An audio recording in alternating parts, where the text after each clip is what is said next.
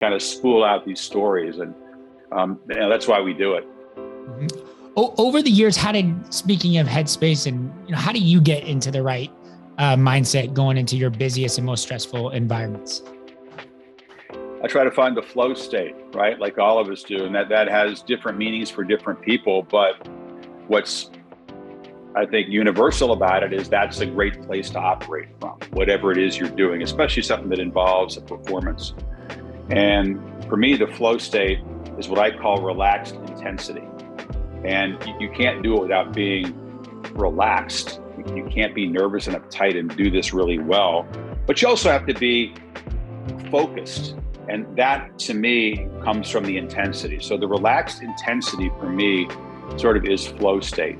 And the sweet spot between boredom and anxiety, that when you're in there and you figure out ways after this many years of doing it to get into that state through the routines you have as the week progresses, as you count down to kickoff or a Wimbledon final or something like that. And that's what's really gratifying, is that's where experience comes into play. Not just what you're seeing on the field or the court, but knowing how to prep and then knowing when to stop prepping. Because looking at those stats for another hour will not help you as much as stepping away and going for a walk or meditating or going for a workout. Because ultimately, what I do is judged in the moment, right?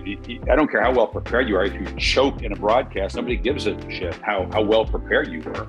It's just, can you deliver when the light is on? Can you, in some ways it's like athletics, but it's also like a big business presentation or anything that involves these intense moments where you're expected to deliver something and you are sort of defined in the minds of a lot of people, including your bosses, by how well you do that. So flow state is a beautiful thing. I'm grateful that I've been able to sort of find that easier and easier as I've done this for a long time. Yeah. Was there a moment you blew on TV, you had a major gaffe, and you're thinking, oh my goodness, I blew it, ESPN's gonna fire me, and then you kind of were able to get in flow state and you ended up having a great second appearance? Or what was the biggest kind of choke on TV you had? We've all made mistakes. I mean, I do think that I don't really have dreams that I remember, but I do have a recurring nightmare about once a month where I'm not ready to go on camera. Like I'm not in front of the camera in the studio when the show starts, and that will get you fired. I did one time show up late for an Australian Open match because I was wrong about the start time of the match. And I was down there BSing with somebody in the press restaurant. And I realized the players were walking on court and I'm pounding on the elevator button because we had to go up to the top of the arena to get to the commentary booth. And fortunately, someone else, the great Dick Enberg, who was a mentor of mine, he was in charge of bringing the show on the air and throwing to me. So he did a nice job covering. Nobody knew at home. My fellow commentators knew. And I wasn't going to get fired for that, but I sure as hell embarrassed the hell out of myself. But no, I think that you